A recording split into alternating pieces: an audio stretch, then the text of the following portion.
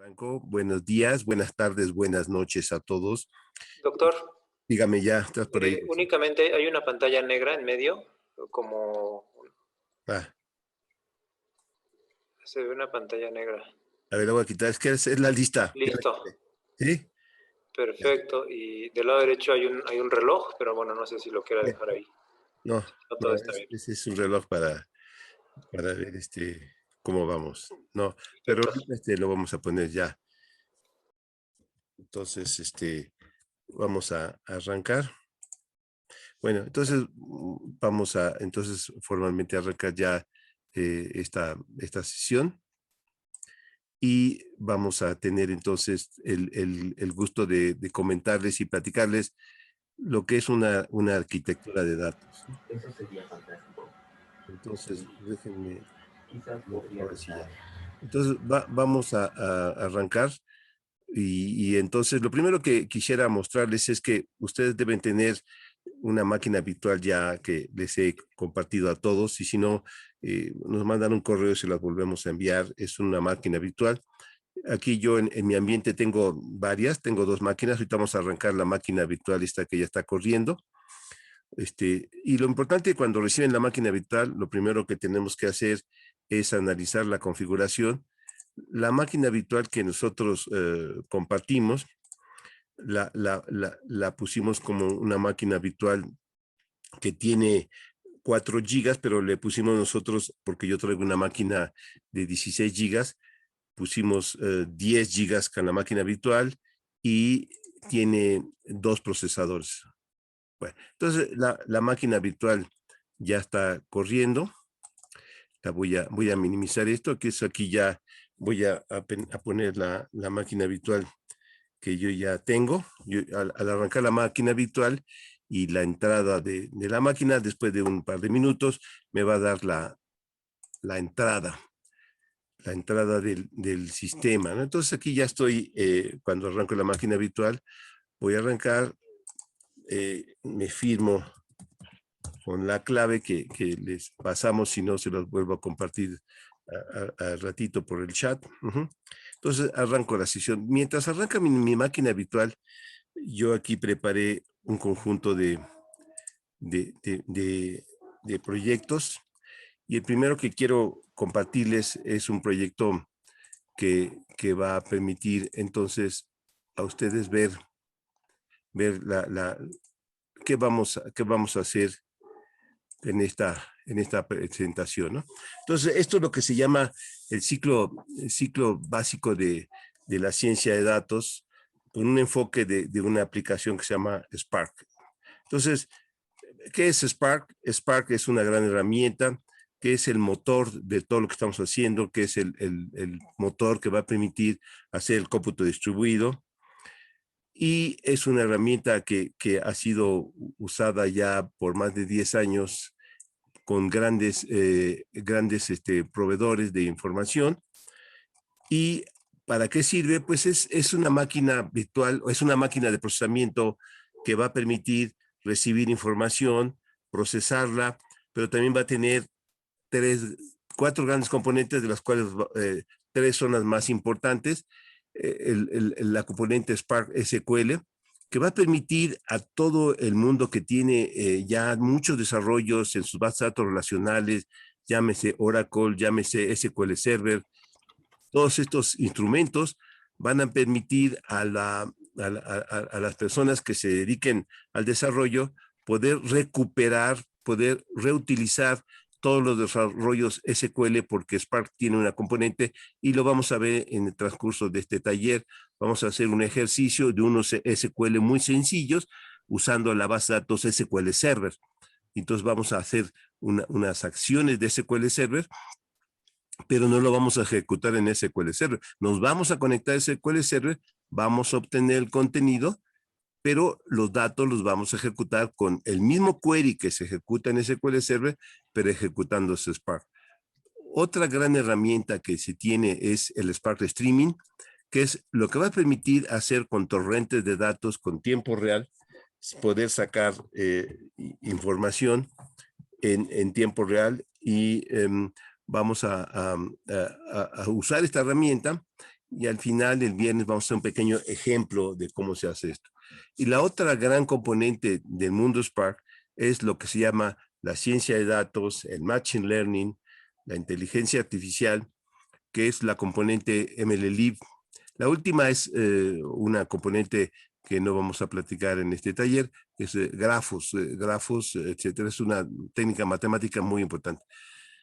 Dentro de este taller vamos a tener el uso de una gran herramienta que se llama Qualys. ¿Y qué es Qualys? Qualys es un proyecto nuevo que hicieron hace un par de años, 1 o 2 años, porque el mundo de grandes volúmenes de datos tiene su herramienta maravillosa que se llama Spark. Pero el mundo del desarrollo de aplicaciones de ciencia de datos tiene su gran herramienta que es Python con una herramienta que se llama Pandas, una biblioteca. Y estas dos cosas son muy importantísimas. Hasta hace 2 años no se podía usar la tecnología Pandas, todos los mecanismos Pandas en Spark, pero ahora a partir del surgimiento de esta versión que se llama Qualys, Qualys es exactamente Pandas, pero en un ambiente Spark. Vamos a hacer algunos ejemplos para que vean la belleza de poder hacer lo que hacen los desarrolladores de ciencia de datos con Python y Pandas, se van a poder realizar sin problema en Spark con Python, pero con Pandas. Es una gran herramienta que tiene también una ventaja muy importante, que es la ventaja de poder graficar. Poder graficar con herramientas como se hace en el mundo Pandas, con Matplotlib, con herramientas Plotly, muchas herramientas muy importantes que no se podía aplicar en el mundo de Spark. Se tenía que sacar los datos de Spark y después mandarlos a un manejador de contenido gráfico como todos los que ya conocen. Por ejemplo, puede ser Excel, puede ser Tableau, puede ser ClipView, puede ser, etcétera, todas las grandes herramientas. Entonces, y para recordar, Pandas es una herramienta pues de Python que ha surgido desde hace muchos años y es la herramienta por excelencia de la ciencia de datos. Otra gran herramienta que también vamos a usar en este taller es un ambiente para hacer interacción entre la persona y la computadora, que es un ambiente web. Pero es un ambiente web, no es una página, no es como, no es un sistema como el correo electrónico que tiene una gran interacción, o como las herramientas de código de redes sociales, como Twitter, Facebook, que son aplicaciones web muy interactivas para manejar contenido. El Jupyter es igual, pero es una herramienta para programadores, para hacer líneas de código, ejecutarlas. En ese momento se ejecuta, sale la salida, lo puedo graficar. O sea, sin salir del ambiente web, estoy programando. Y trabaja a través de un contexto que se llama Cuadernos, Jupyter Notebook. Esa es nuestra herramienta por excelencia donde vamos a trabajar.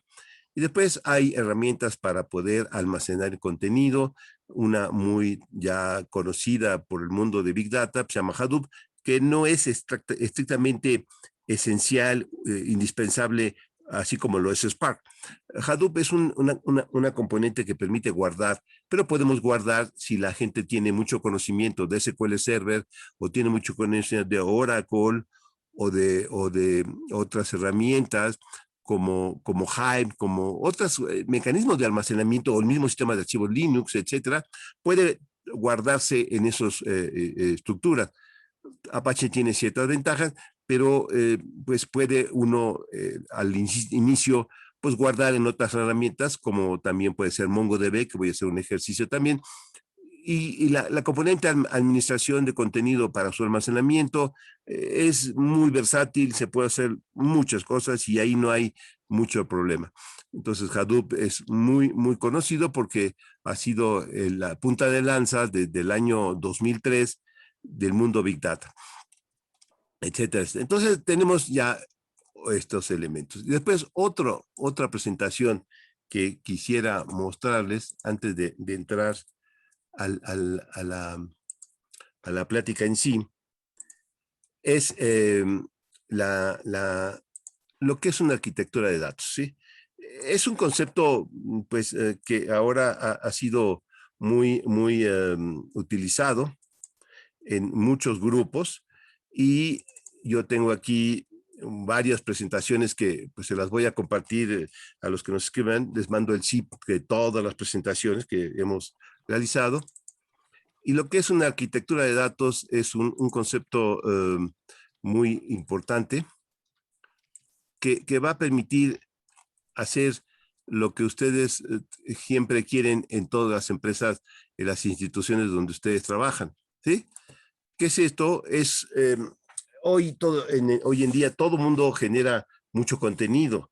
Hay contenido de muchos años, contenido de las bases de datos relacionales, de los sistemas transaccionales, de las redes sociales, de los grupos externos que generan información y que se comparte, por ejemplo, todo lo que generan los centros de acopio institucional de un país, por ejemplo en México el INEGI, o personas que tienen elementos satelitales y comparten sus satélites, las imágenes satelitales, o datos de cuestiones de bancos, etcétera, ¿no? Entonces, hay mucha información en todos lados. Sin embargo, toda esa información viene en todo tipo de formatos, de formas, en Excel, en JSON, en XML, en imágenes, en audios, videos, en Twitters, en información muy diversa. Entonces, todos esos datos que están generándose, ¿cómo les podemos sacar valor? Y eso, ¿cómo los sacamos valor? Pues armando una estructura para poder montar sobre esa estructura esos datos. Y esa estructura, pues, si es una estructura donde recibe datos, pues a mí se me ocurrió ponerle una arquitectura de datos. Es un nombre que se nos ocurrió, pues, ¿cómo se llama? Pues es una arquitectura donde estoy dando los cimientos para poderle montar datos de todo tipo. Y esto ha sido a partir del año 2000 realmente que surge todo este conjunto de conceptos, que es a través de la ebullición y el disparo de grandes desarrolladores financiados y soportados por las redes sociales, por Twitter, Facebook, LinkedIn, Amazon y no se diga Google, ¿no? Todos estos grupos generan mucho contenido y mucho valor, mucho economía virtual, generan unas grandes cantidades de dinero, y todo a través de los datos. Y cuando la gente empieza a entender todos estos grupos, Twitter, Facebook, LinkedIn, todo lo que estamos diciendo, no generan los datos ellos solamente los recolectan a través de la actividad importante del mundo entero. Entonces tienen todo el mundo son trabajadores no pagados de estas herramientas porque todos los trabajadores, todos le damos el contenido y lo único que ellos hacen es arman una arquitectura de datos para sacarle valor. Pues eso es lo que hay que hacer. Entonces, todo esto ha sido pues algo que ha ido generándose, y como le estaba platicando, a partir del año 2000, 2003 empieza este gran movimiento de personas que son muy diestras en la programación, pero con un objetivo no de hacer sistemas transaccionales, sino recuperar los datos que los sistemas o que las personas generaron para agruparlos, acomodarlos y sacarles valor para poder tomar decisiones. Y esto ha traído como consecuencia otro concepto que también ya está bastante bien implantado en el mundo del desarrollo, que se llaman los data lake o los lagos de datos. Los lagos de datos son los conjuntos de todos los datos, pero los lagos de datos necesitan estructuras para poder sacarle valor. Y eso es lo que yo le llamo la arquitectura de los datos. Con una arquitectura de los datos podemos generar lagos de datos, etc. Entonces, todo esto ha sido muy importante porque ha sido el conjunto de grandes equipos a nivel mundial que no están trabajando bajo un mismo jefe, sino que todos están trabajando en aislado, pero perfectamente coordinados. O sea, ese es uno de las nuevos paradigmas. Cada uno, como ahora con la pandemia, cada uno está aislado en sus 4, 6, 8 paredes de su casa, pero perfectamente coordinados por los mecanismos que tenemos de comunicación a través de redes. ¿Sí? Y ese es el nuevo paradigma, ¿no? Entonces, todos los datos, por ejemplo, en una empresa, tengo una área que hace contabilidad, otro que hace inventarios, otra que hace rutas, otro que hace, pues, planificación, otro hace marketing, y cada uno tiene sus sistemas transaccionales, unos en Oracle, otros en SQL Server, otros en Postgres, otros en puros Excel, o herramientas de alto nivel, como un data warehouse, etcétera. Pero todo eso, para una toma de decisiones, pues necesita estar sincronizada, aunque cada uno es una isla. Y eso es el gran secreto de esto, que a eso es a lo que queremos llegar. No queremos hacer una arquitectura donde todo esté centralizado, no, es cada grupo tiene su generación de contenido, pero lo centralizamos virtualmente. Entonces, ¿cuáles son las grandes características que va a tener una arquitectura de datos? Pues lo que se necesita para hacer algo realmente contundente y realizado de manera muy profesional. Entonces, la arquitectura de datos va a tener entonces un elemento que va a permitir a ustedes tener las características importantes que son poder guardar y poder tener, aquí les voy a poner, que se me vea, acá está, ¿sí? Entonces, son 4 características importantes que debe tener una arquitectura: atomicidad, consistencia, aislamiento y durabilidad. Son 4 grandes características que tiene mucho tiempo esto. Eso no es una metodología nueva, es una metodología que tiene pues ya desde 1992. Los sabios de la computación dijeron, para que los sistemas sean robustos, eficientes, eficaces y que no se pierda nada, etcétera, estas son las 4 características que se llama características ACID: Atomic, Consistency, Isolation y Durability. Entonces, son conceptos muy viejos del 92 y que han sido instrumentados por las grandes bases de datos relacionales, etcétera, para cuando una base de datos tiene que probarse, o un mecanismo de generación de contenido y administración se prueba, tiene que pasar estas 4 pruebas.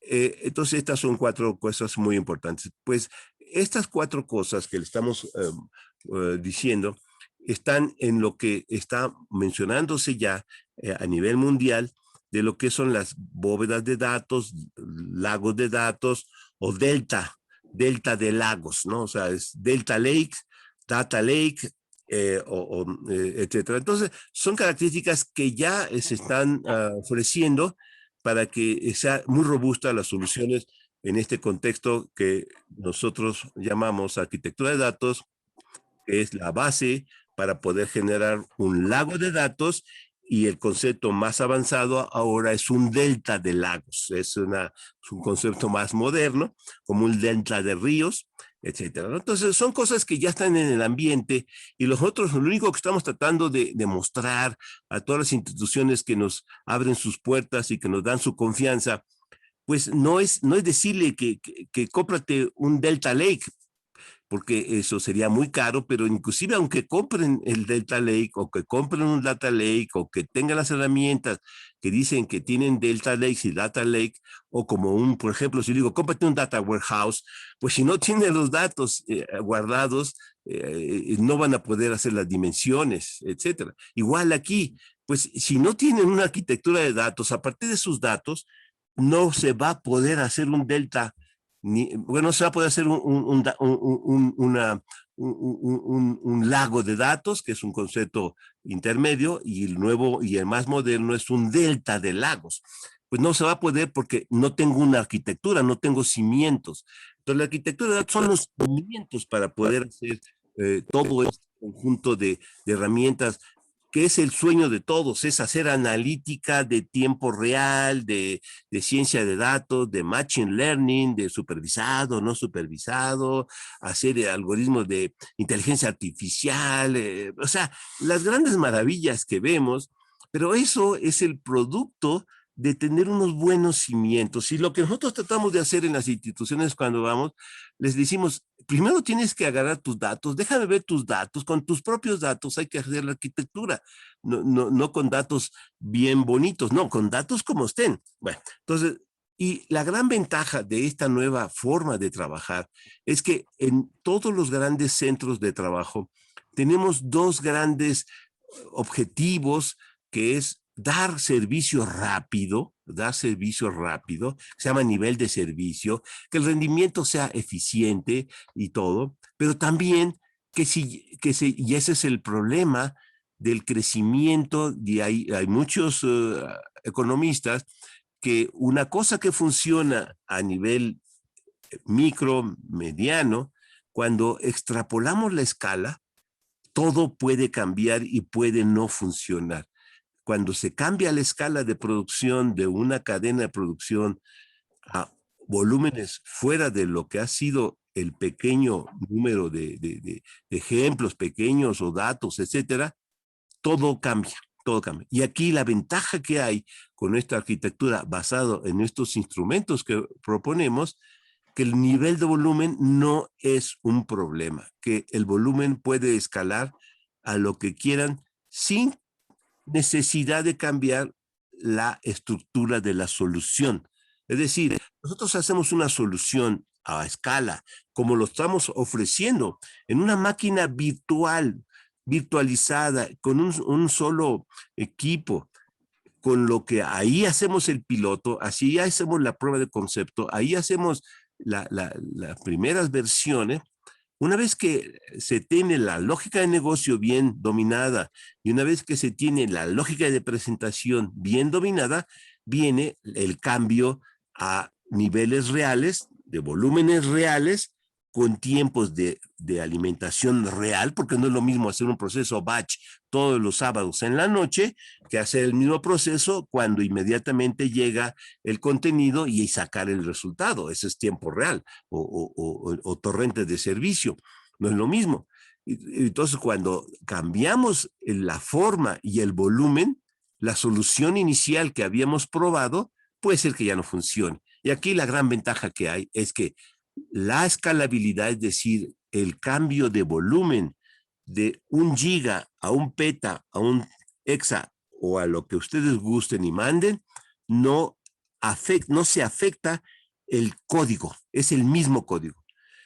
Otra cuestión, el rendimiento, yo puedo decir que puede tardar 10 minutos, 15 minutos, 1 minuto, y quiero que la respuesta sea menor, en 1/3, etcétera, dan un nivel de servicio, no tengo que cambiar el código, solo le meto más máquinas. ¿Por qué?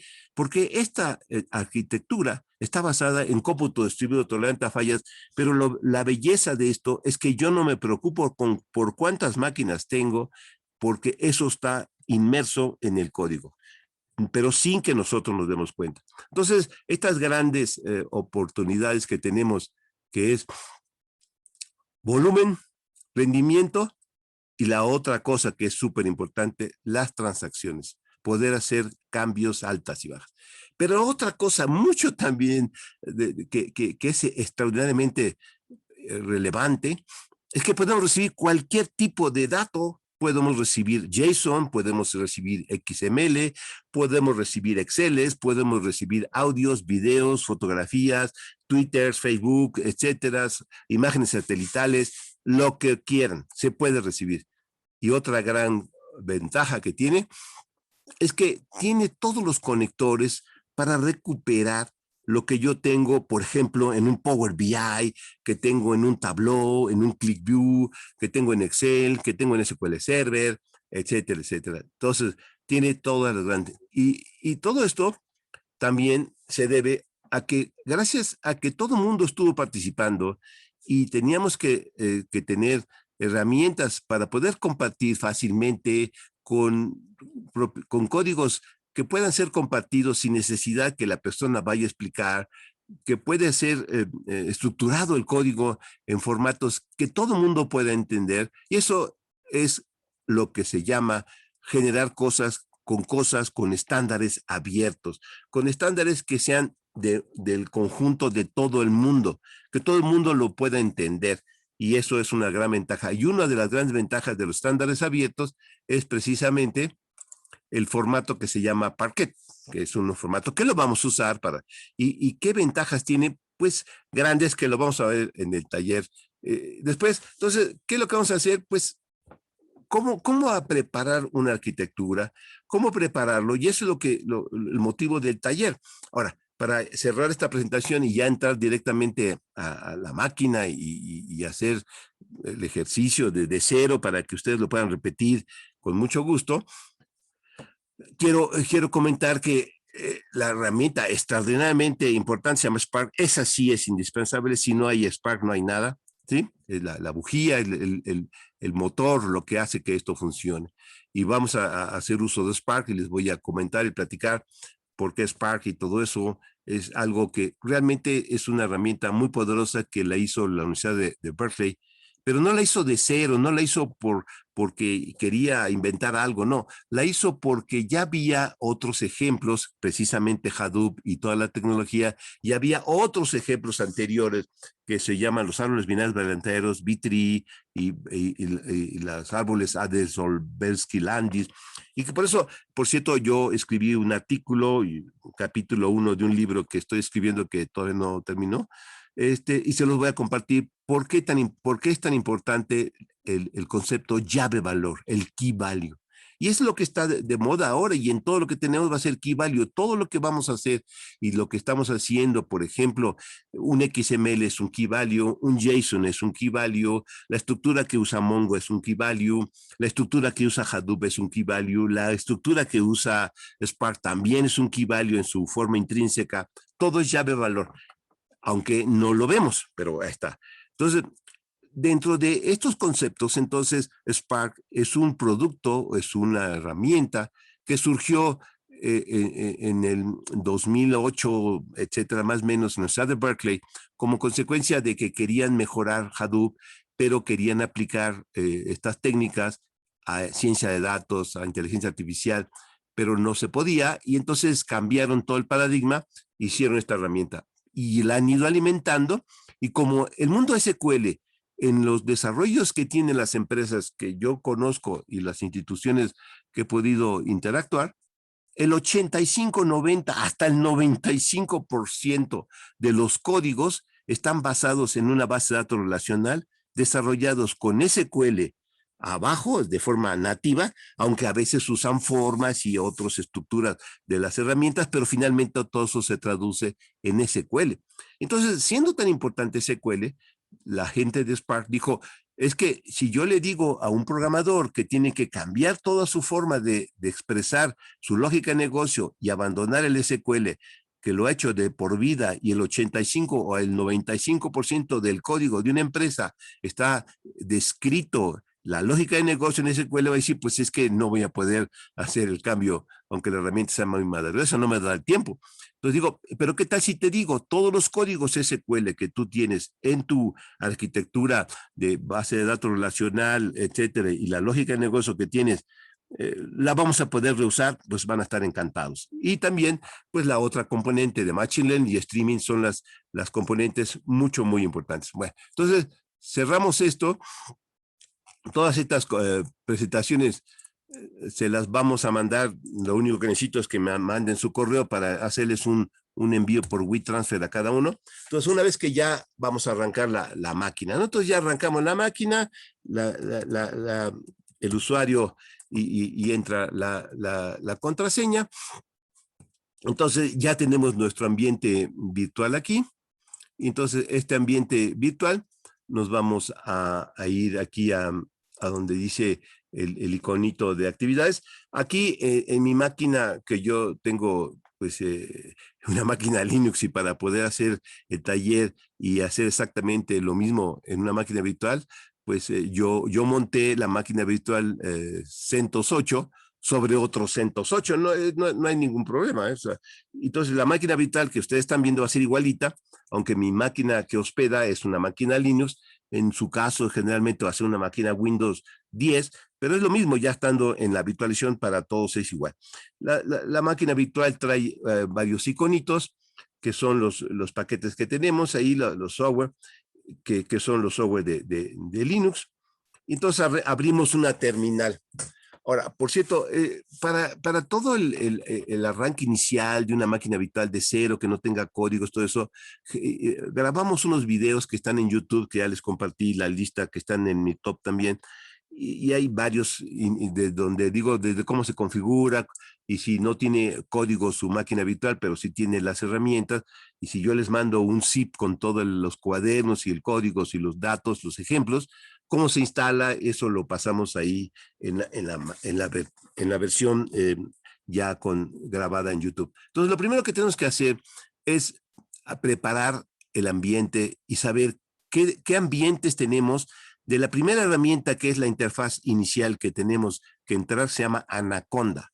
Anaconda es un ambiente que va a permitir generar toda una bóveda de códigos, de bibliotecas administradas por una herramienta que se llama Conda, y ese es un código que se puede, digamos, es una herramienta que se puede bajar gratuitamente. Ya está instalada, todo eso ustedes no tienen por qué preocuparse.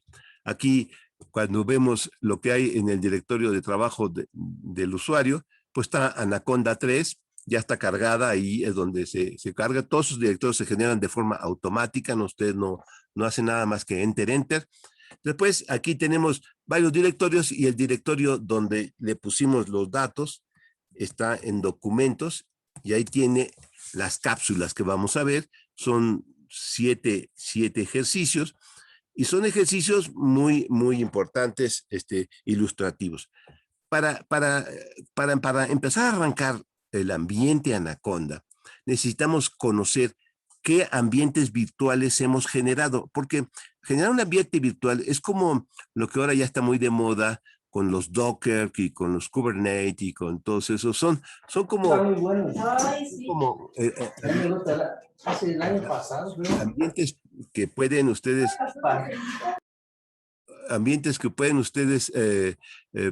generar para poder tener una bóveda y decir, en esta voy a hacer ciencia de datos, en esta voy a hacer la versión 8 del código, y van generando cada uno sus propios ambientes. Entonces, para poder qué ambientes tenemos, le ponemos Conda, que es el manejador de ambientes, y le digo info, para que me diga qué ambientes -E. Cuando le pongo un solo guión, es una letra solamente, y si le pongo dos guiones es con 3, 4 letras. Env de environment, ¿no? Entonces me va a indicar qué ambientes, y en su máquina virtual pues ya nada más tenemos uno, que es el que nosotros generamos. Es un ambiente que se llama, que le pusimos Koala. Spark es un ambiente que las personas le ponen el nombre que quieran. Entonces lo activamos para poder trabajar, y al hacer eso ya vamos a cargar en nuestro ambiente virtual todas las bibliotecas que hayamos instalado. Por ejemplo, para leer un Excel, pues hay una biblioteca especial, XLR no sé qué. Para leer, por ejemplo, para hacer Machine Learning en Python, el sklearn. Para hacer, por ejemplo, leer un JSON, pues es un JSON, biblioteca JSON. Para, por ejemplo, leer un XML y cambiarlo de formato, pues hay una herramienta que se llama XLML2Dic o XLM3, muchas. Entonces, todas esas bibliotecas que vamos necesitando, las vamos a ir instalando poco a poco. O, por ejemplo, si yo quiero leer archivos geoespaciales en formato shape, pues hay una biblioteca que se llama GeoPandas, etcétera, etcétera, ¿no?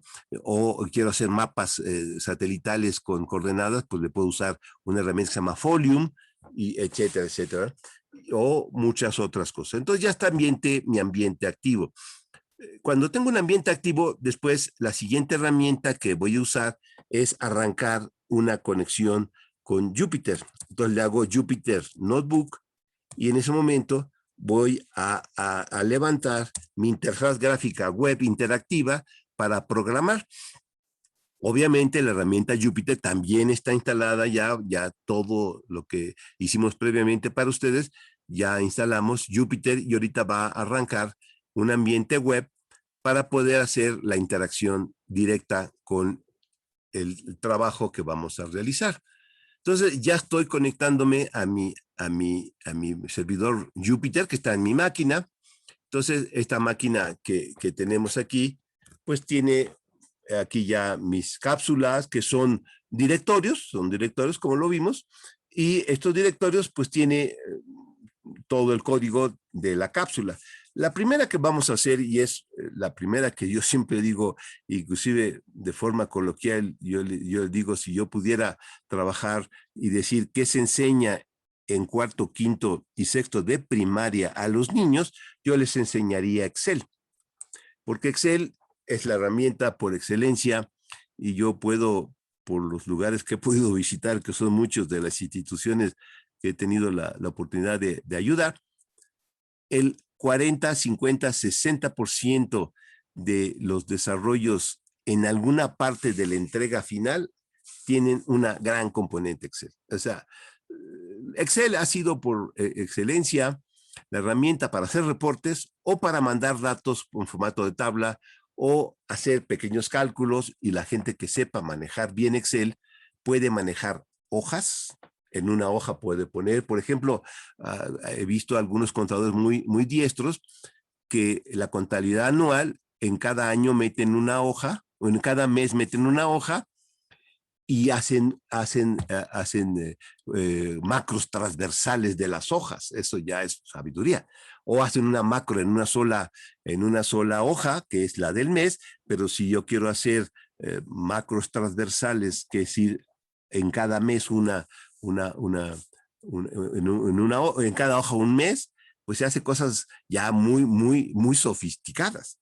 Bueno, y está al alcance de cualquiera. Entonces, en la cápsula que tenemos aquí es muy sencilla. Como ustedes pueden ver, hay imágenes, hay una hoja Excel, hay un Excel.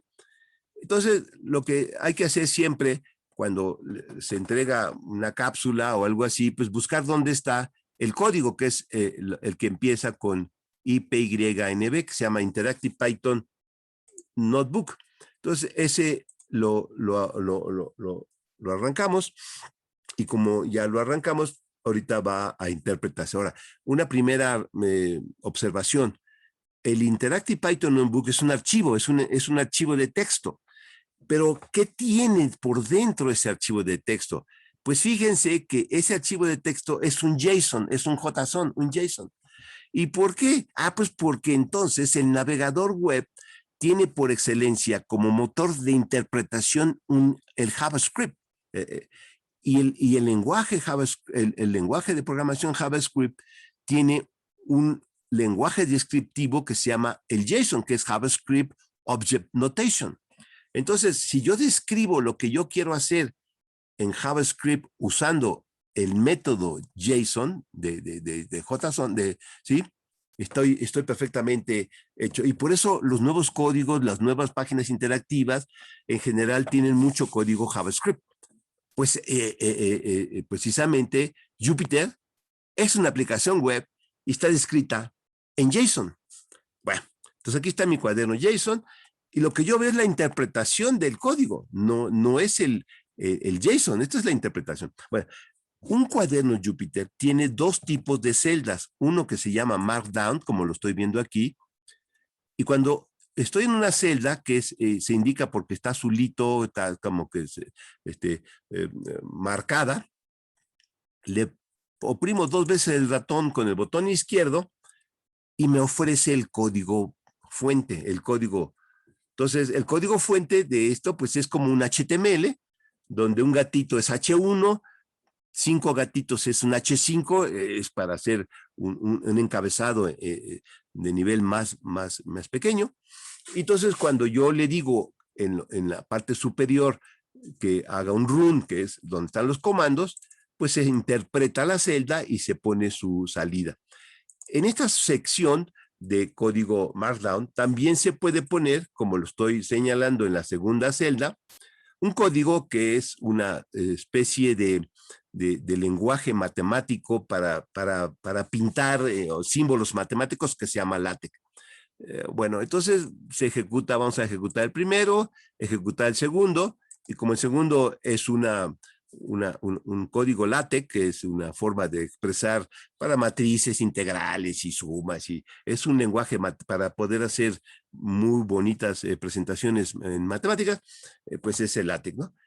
Después, también estando ya en un ambiente que es como si fuera HTML, como páginas, todo eso, pues también se pueden poner lo que se llaman anclas para definir que aquí yo voy a poner un ancla y vamos a poder hacer HTML, etcétera. Y si yo lo interpreto, esto, pues me da esto. Y como ya puse anclas y abajo puse el ancla donde estaba el resumen resultados, pues se va donde dice resumen resultados, y aquí al lado derecho pues le puse uno para que se vaya al inicio otra vez, y con eso estoy haciendo un sistema de presentación gerencial muy bonito. Pero además de que es muy bonito y gerencialmente se pueden poner imágenes, se pueden poner audios, se pueden poner salidas de un video de YouTube en una ventanita, se puede poner HTML, se pueden poner lo que ustedes quieran. La gran ventaja es que además tengo otras celdas que son los que se llaman de código, como aquí está marcando. Y las celdas de código del lado izquierdo tienen un corchete donde dice si ya está ejecutada, es la 1 o la 2. Entonces, como esta celda ya fue previamente ejecutada, guardó en su forma impresa, que fue la instrucción 1, la 2, la 3, y para poder volver a ejecutarlo y limpiar, digamos, su cuaderno, en la sección de controles está uno que se dice kernel, que es el kernel es el motor de su ventana web. Voy a limpiarla, o sea, voy a reiniciar el kernel, digamos, y limpiar toda la salida. Entonces le digo que sí. Entonces ya al haber hecho esto, ahorita me va a mostrar ya la celda, pero ya no trae en donde se que es input, la entrada, ya no me va a mostrar el 1, ya no va a tener ninguna de las celdas, va a tener, por ejemplo, si me voy a la última, aquí está, ya no va a tener ninguna número porque no se ha ejecutado.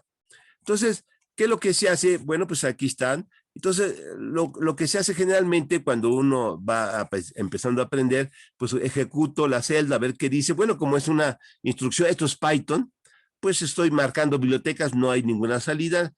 Y cuando yo genero una cápsula, trato de generar una cápsula que todo viene en el directorio y que el usuario cuando la reciba y no sabe qué hacer, pues la ejecuta toda completamente a ver qué sale, y ya si al final sale el resultado, y nosotros nuestras cápsulas siempre pongo la fecha al principio de en cuándo empezó a ejecutarse la cápsula y al final cuándo terminó de ejecutársela.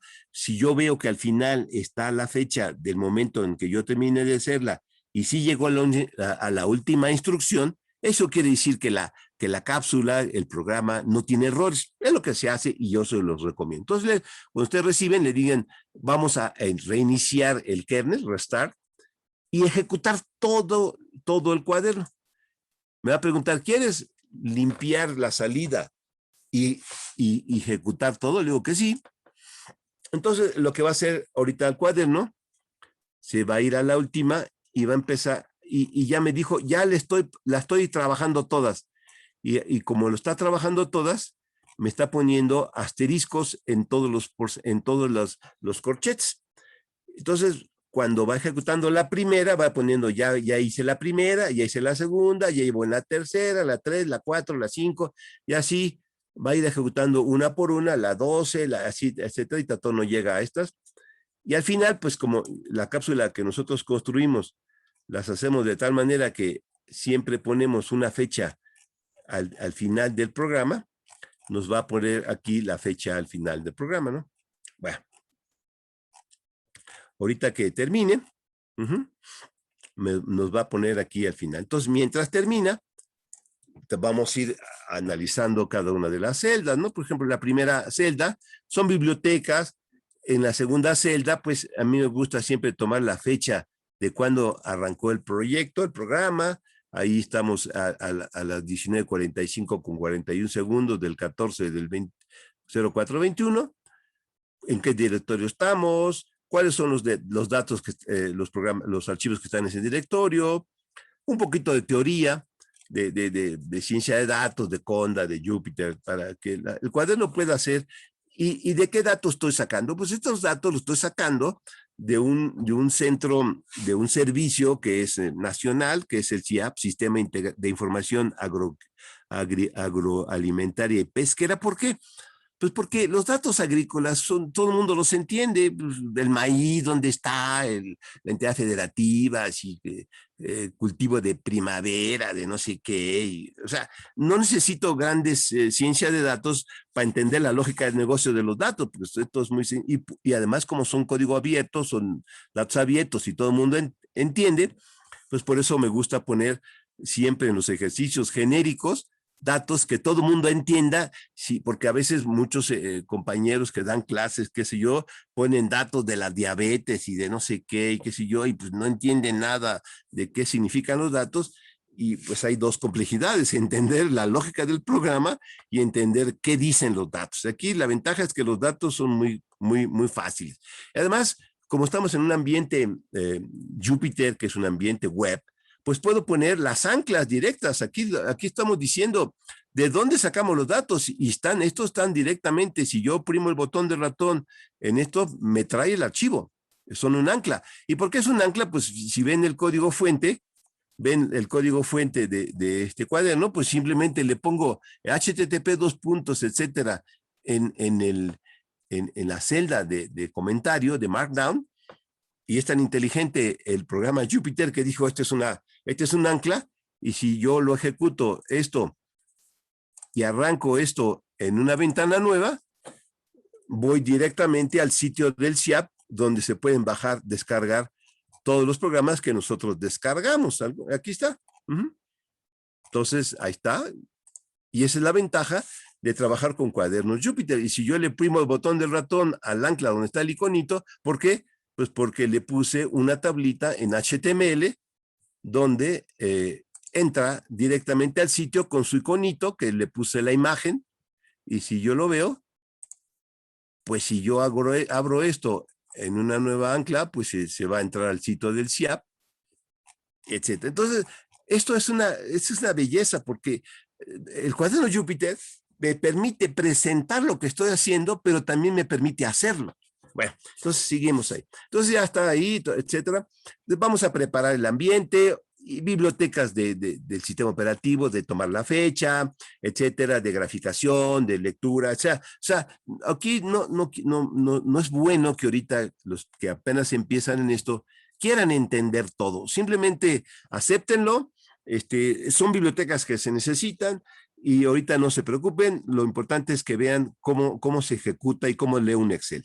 Entonces tomo la fecha, etcétera, diferentes formas de tomar la fecha, por día, número, año, mes, etcétera, y después voy a, por ejemplo, a ver en qué sistema operativo estoy trabajando, pues en Linux, etcétera, cuál es el directorio de trabajo, etcétera, etcétera. No hay problema. Aquí, entonces ya después le digo cómo se llama aquí en esta línea, la 43, le digo cómo se llama el Excel. ¿Y por qué les puse ese nombre? Porque es el nombre que está en la página, ¿eh? Yo lo bajé de ahí, ¿sí?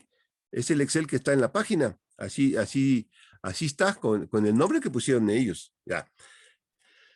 Obviamente yo lo bajé directamente a la máquina virtual, porque a veces no tenemos conexión a internet, pero bueno, ahí ya están. Ahí están en la máquina virtual. Aquí está el diccionario, que es el diccionario de datos. Y este es un Excel, pero este no es un Excel de datos, es un Excel de un reporte, como he recibido de varias instituciones, que son donde tiene unos encabezados, la imagen, y después vienen los datos y después viene un pie. Por ejemplo, aquí está. Tiene una imagen de Zagarpo muy bonito, tiene un texto que es la confirma, no sé qué, información de la tabla, y a partir de la celda 16 ya vienen los datos, y en la parte final también vienen unos asteriscos de comentarios hasta donde termina la celda 40, y este es el archivo de metadatos de los datos, ¿eh? Como está en la descripción. Entonces, lo primero que tenemos que hacer, bueno, pues es que hay que entenderlo. Bueno, esto es muy sencillo, lo podría hacer a manual, pero aquí lo importante es que quiero presentarles cómo se hace con la computadora. Entonces, yo con esta línea, que es la más importante de este programa, en la 47, yo le digo de dónde está el archivo y qué hoja leo. Y entonces voy a usar estos pandas. Va a generar pandas una lectura del Excel y va a leer la celda, la hoja que le dije, la hoja 0. Entonces ya tengo la hoja 0 y la genera una estructura en Python que se llama data frame, un marco de datos. Es una matriz, una tabla. Entonces aquí está el Excel que acabamos de leer, la celda 0, la 1, hasta todas las que leyó, ¿sí? Todas. Y al final, pues viene a partir de la celda 39, separaron los datos, la 39, 40 hasta la 45 son información del pie del reporte, y de la 0 a digamos, a la 14, de la 0 a la 13, son encabezados del reporte. Y los datos empiezan realmente de la 14 hasta la 30 y tantos. Y eso es lo importante. Entonces, aquí ya viendo, pues lo que nos interesa a nosotros es de la celda 15 a la 39, es porque me interesan los metadatos, de la 15 a la 39. Una vez que yo ya vi cuáles son, pues le digo fácilmente y pongo siempre, desde el punto de vista de programador, variables, ¿no? La variable dónde inicia y dónde termina. Y con esta instrucción, que es la 50 que está aquí, es muy sencillo, vean ustedes, le digo, del data frame que tienes, solamente me traes de la 15 a la 39 y renombras el data frame para que ya no tenga. Entonces ya tengo el mismo data frame y aquí ya están los datos. Y con esto, ya después voy a ponerle nombres más cristianos a las columnas, porque no había nombres. Entonces le voy a poner nombres, ¿sí?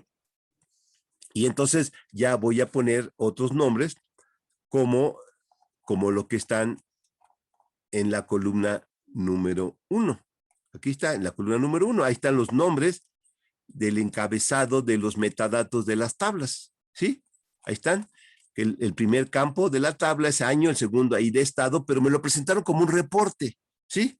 Entonces, esto es lo que yo tengo que agarrar. Entonces, agarro esos nombres, aquí están, y después los voy a ir acomodando para sacar de lo que me interesa el nombre del metadato, la descripción pequeña y una descripción muy grande, que es lo que venía en el reporte.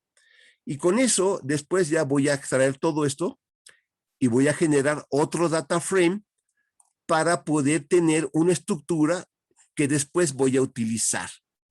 Esto es la lógica que les quiero transmitir ahorita, y aquí ya tengo, empiezo a tener la salida y ya voy a generar cómo este Excel, que es un reporte, me va a permitir generar una estructura como un CSV, etcétera, para poder después tener yo estos metadatos. Entonces, la lógica de esta cápsula no es realmente hacer la tabla, mucho menos, sino enseñarles cómo un Excel, que es un reporte, cómo lo podemos, digamos, analizar, parsear, para después generar una estructura. Y yo aquí ya voy a generar dos estructuras y genero en esta línea, en la 93, genero otro Excel, pero solamente tiene el Excel que le llamé metadatos producción y la otra, y ya tengo entonces estos tres conjuntos de datos generados por el programa, que es un Excel que tiene los metadatos, otro Excel que tiene las observaciones y otro CSV que tiene solo los elementos que me interesan a mí, como CSV, como Excel. Y entonces esto está generado en este directorio, y si yo me voy al directorio, aquí ya voy a tener en este directorio que generamos ahorita y que se acaba de generar hace 10 minutos, tengo lo que se acaba de generar, y aquí está los datos que vamos a ir generando, ¿no? Entonces ahorita se los voy a mostrar. Bueno, entonces esta es la primera cápsula muy sencilla. ¿Y cuál es la moraleja de la cápsula? ¿Cómo leo un Excel que es de reporte? La siguiente cápsula, que es ya más enfocada a los primeros pasos de la construcción de un almacén de datos, de una arquitectura, es cómo leo un CSV, ¿sí? un CSV realmente de datos. Este primer ejercicio era un Excel que tenía ciertos datos, cierta información, pero no traía datos. Entonces, el siguiente ejercicio es cómo leo un Excel que tiene datos, y otra vez igual de los datos de agrícolas, ¿no? Este es un CSV que ahorita se los voy a enseñar, el CSV que vamos a leer. Entonces, este CSV que vamos a leer, si quieren, lo vamos a ir mostrando en una nueva terminal. Voy a abrir una nueva terminal, porque la terminal que abrí yo, que es una terminal donde estoy corriendo el programa Jupyter, es un servidor que todo el tiempo está corriendo, esa ya no la puedo usar. Entonces, abro otra terminal, me voy al directorio, estoy aquí en directorio de documentos, perdón. Y entonces, aquí tengo las cápsulas, y aquí voy a ir a ver el contenido del archivo que estamos tratando de leer. Pandas, lectura, CSV, cierre agrícola. Entonces aquí tengo los datos, por ejemplo, del cierre agrícola, que es el archivo que voy a leer ahorita. Ahí está. Es un CSV donde tengo la primera línea, tengo el año, después tengo ya los datos. No es muy numeroso, es un archivo pequeñito, realmente no es el problema. Aquí no estamos en el volumen, pero vamos a después a leer un archivo de 2.2 gigabytes, de 5 millones y medio de datos. Es un archivo pues pequeñito, 37 más o menos 1000 líneas, y no es muy pesado, que digamos. Vamos a después a leer archivos mucho más pesados y más complejos, ¿no? 6 megas no es nada, ¿no? Con esta tecnología podemos leer archivos de petabytes sin problema. Obviamente tenemos que tener el espacio. Bueno, entonces ahí tenemos. Y también aquí tengo el mismo, los cuadernos. Entonces aquí está la cápsula igual, la misma mecánica. Todas tienen, las cápsulas es una plantilla para que cada cápsula pueda ser leída en cualquier momento sin necesidad de leer las otras. Vamos a hacer el procedimiento que hicimos. Cuando recibo una cápsula, siempre lo primero que hago es, si la cápsula está bien hecha, debe ejecutarse de la primera a la última línea sin que me permita a mí nada, ¿no? Me deja, entonces va a ser de la primera a la última línea, y en la última línea, cuando ya termine, aquí me va a decir cuánto tiempo tardó en generar todo esto. Y dado que estamos aquí en este cuaderno, y yo puse estas anclas, me voy a ir al principio ya. Igual ya empezó a generar esto, son las 19:59, etcétera. Está teniendo igual lo mismo, el mismo contexto, porque como les digo, las cápsulas me interesa que cada una sea autónoma. Aquí explicamos un poquito más de cómo se miden variables, porque es una de las cosas importantísimas, ¿no?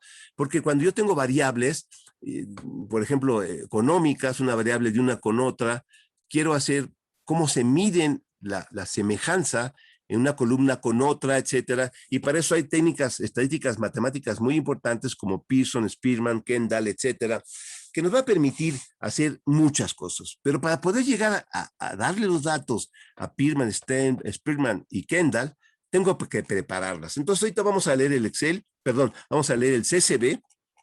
Todo esto, como le estaba diciendo, son elementos genéricos, ¿sí?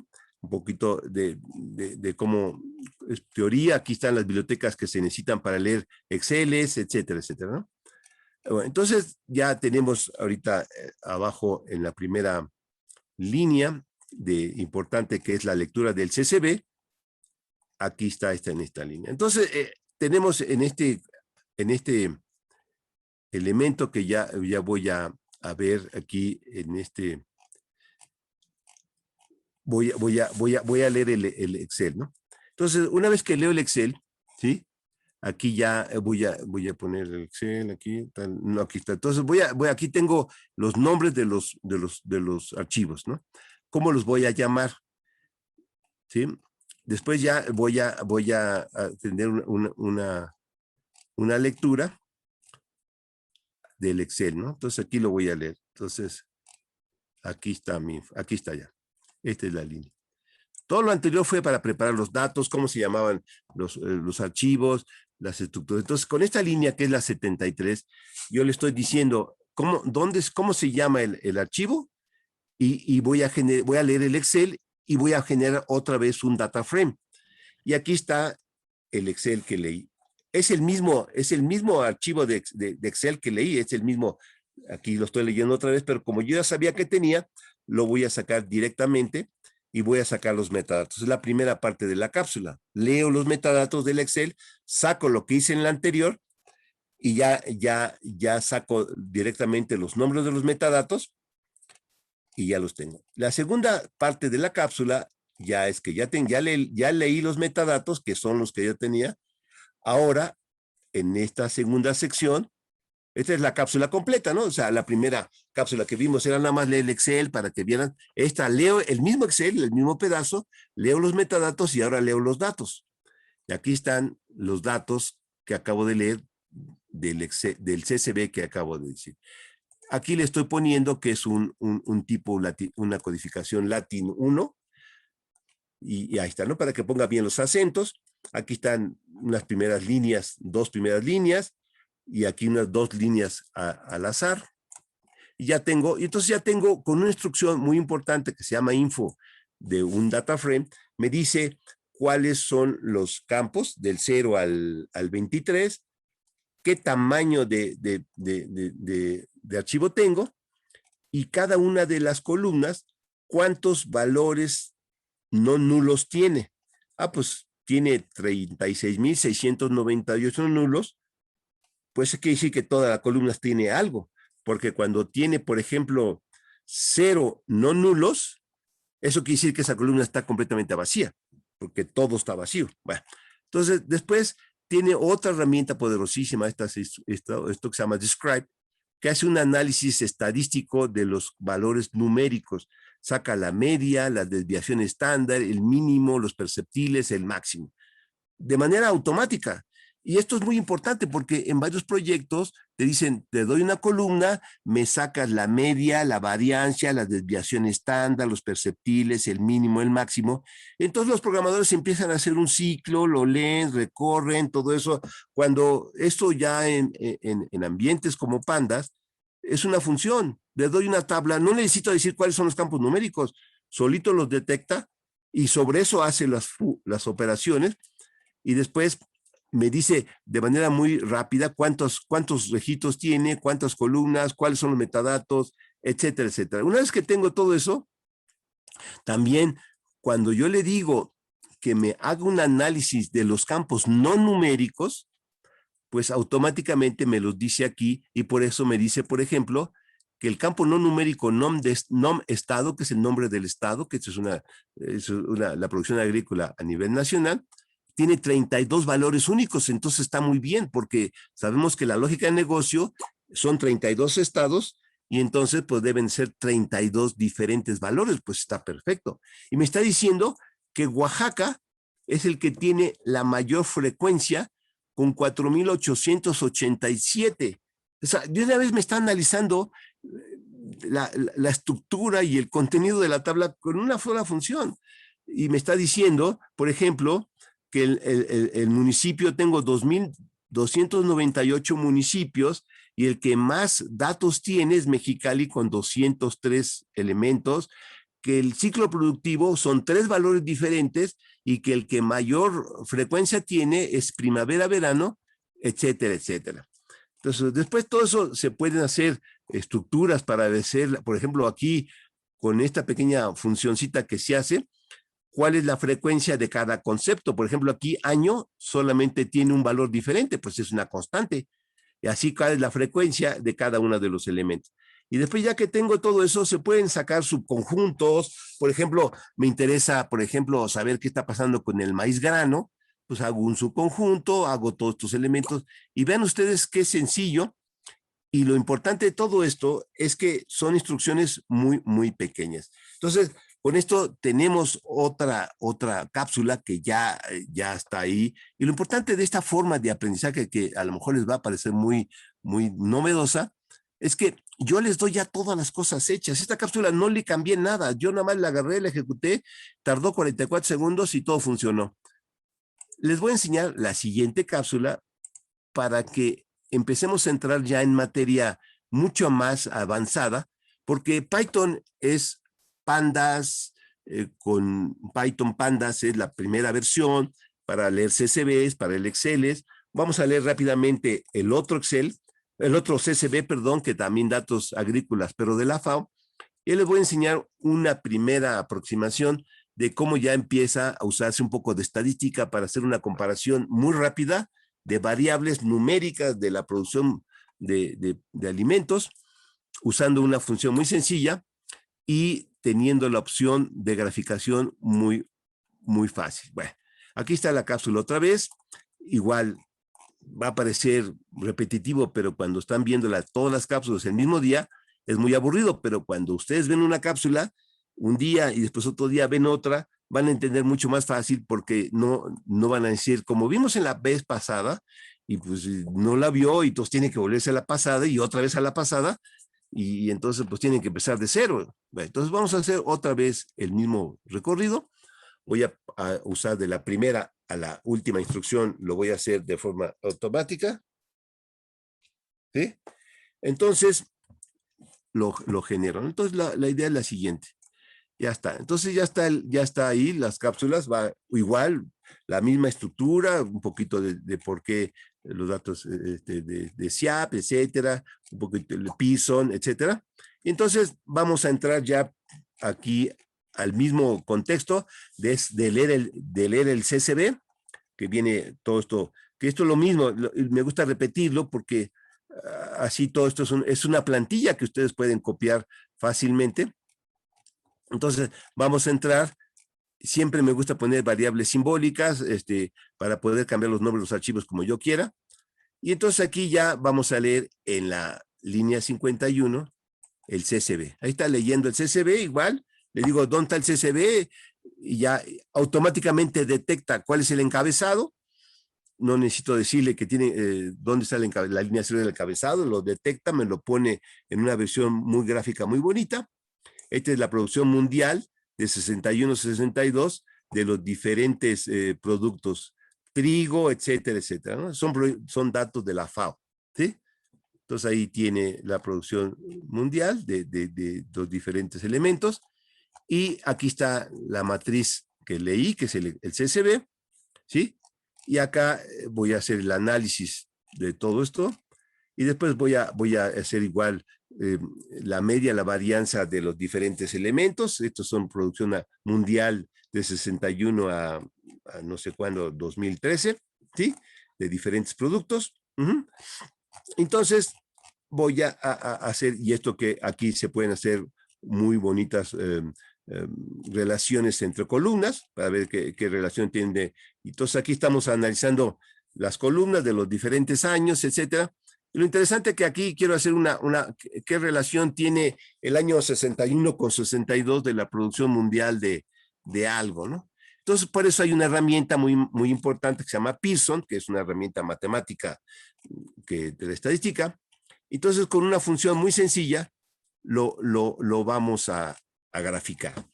Aquí el objetivo de esta cápsula, recuerden que era cómo leía un Excel y cómo usaba una función matemática estadística sencilla para ya entrar de lleno al objetivo, que es que empiecen a jugar con Spark, porque eso es lo importante. Bueno, entonces ahorita le voy a hacer lo que es un mapa de calor y voy a poner con una función muy sencilla, que esta es la estructura que ya saqué del data frame y nada más dejé números, la producción de 61 a 2013, ¿sí? Y lo hice para un producto. Entonces, ya con esta, entonces hago y preparo entonces la matriz, que es una matriz que va a tener como aquí lo estoy calculando, ¿sí? Es la matriz de Pearson, y que lo que calcula, pues la relación entre las variables, ¿no? Entonces, en la coordenada de horizontal se ponen las variables y en la vertical también se pone.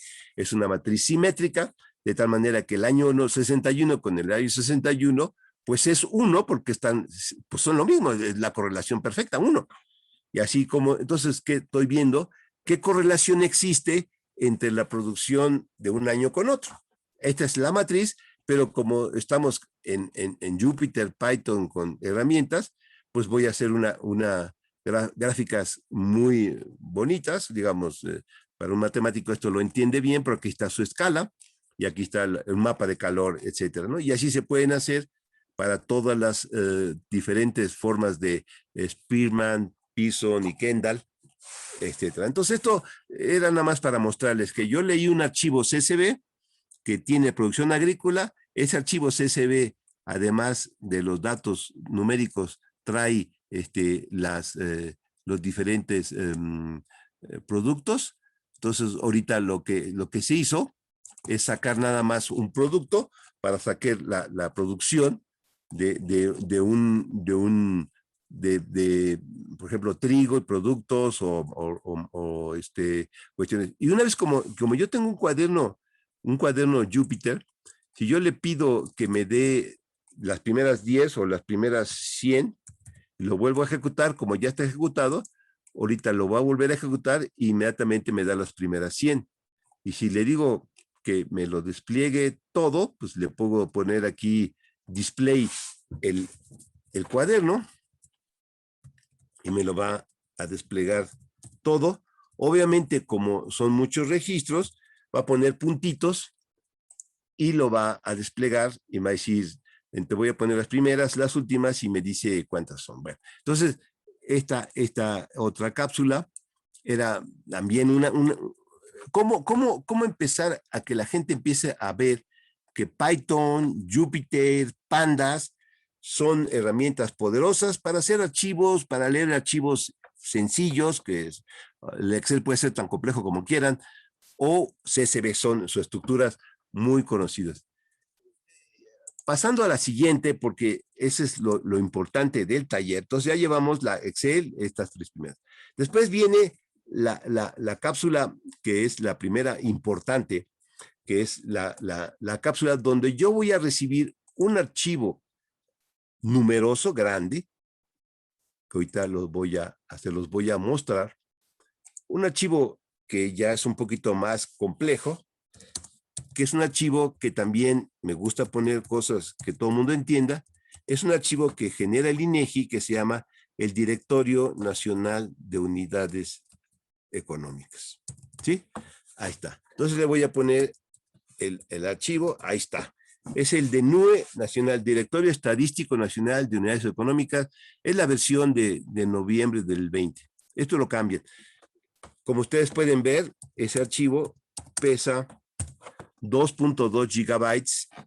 Les enseño el contenido rápidamente. Es un archivo CSV donde tiene los encabezados, el ID, el nombre del establecimiento y tiene los datos. ¿Qué significa el DNUE? Significa que en México el INEGI hace censos de todo lo que genera dinero, que es una unidad económica. El señor de la panadería, el señor del sastre, el carnicero, no se diga las empresas formales, todos están en el DNUE, todos. Entonces, y tienen en qué edificio, etcétera, etcétera. Entonces, y además ese archivo, pues como ustedes van a ver, pesa 5.5 millones y Linux tarda un poquito en contar los registros, ¿sí? Un poco de ahí, pues está contándolos, son 5.5 millones en 2.2 gigabytes y bueno, pues ahorita va a terminar. Tarda, bueno, ahorita. Entonces, ¿qué es lo que vamos a hacer? Pues vamos a leer ese archivo que ya empieza a tener un poquito más de tamaño. Ese archivo, pues, si ustedes quisieran, pues yo lo puedo leer en Excel. Pues, ¿quién sabe? No sé muy bien. Yo nunca he intentado, porque además no conozco y no uso mucho Excel. Entonces digo, pues, ¿por qué no usas ya acabó, me acaba de informar. Ya está, ya acabó, pues sí tardó como un minutito, ¿eh? Aquí me está diciendo que tiene 5.5 millones de registros, ¿no? ¿Sí? Ya. Entonces ya. Ahora voy a hacer lo mismo, pero lo voy a usar usando las herramientas poderosas, pero ya voy a usar Spark, ¿sí? ¿Sí? Esta herramienta, pues, igual es un cuaderno. Igual es un cuaderno que ya tiene mucho más índices porque ya voy a subir de nivel. Ya leer CSVs y leer Exceles con Jupyter, Pandas, Python, pues haciendo la analogía, pues era preprimaria, ¿no? Plastilina 1. Ya voy a entrar a primero de primaria, pues es usar Spark. Y usar Spark para él es un CSV. Ya. Obviamente es otro contexto, otra metodología, otra tecnología, y por eso tiene su introducción, un poquito de cuestiones, ¿no? Y aquí tiene anclas, porque como esta cápsula es un material de aprendizaje, las cápsulas tienen también muchas referencias, por ejemplo, le digo, matemáticas, sin importar la variedad, no sé qué, y qué es Big Data Analytics. Entonces le pican ahí, botón, y le oprimen, y le van a entrar a lo que es el glosario de lo que es el Big Data Analytics, ese yo. Obviamente fui a un sitio que yo conozco muy bien, que es el Databricks, que son los sabios que administran Spark. Bueno, entonces ahí siempre pongo pues las anclas refiriéndose a los sabios que nos comparten su conocimiento. Entonces ahí ya, pues ahí está, si quieren saber más. ¿Y qué es Spark? ¿Qué es Apache? Aquí pues pueden entrar directamente al sitio donde está donde se baja el código. Ahí se baja el código. Ustedes no tienen que bajarlo porque nosotros ya hicimos esa labor y ya instalamos en la máquina virtual, pero si quieren saber un glosario rápido de lo que es Spark, hecho por los sabios que hicieron Spark, pues ahí está el glosario y ahí dice Spark, ¿qué es esto?, etcétera. Y aquí va a aparecer el sabio, este es el sabio que lo hizo en su tesis doctoral, un jovencito que en el 2008 hizo su tesis doctoral, 2010 se recibió, tiene pues, un joven ahí doctorado. Entonces ahí está, ¿qué es Spark? ¿Qué es Spark SQL? ¿Por qué es tan importante?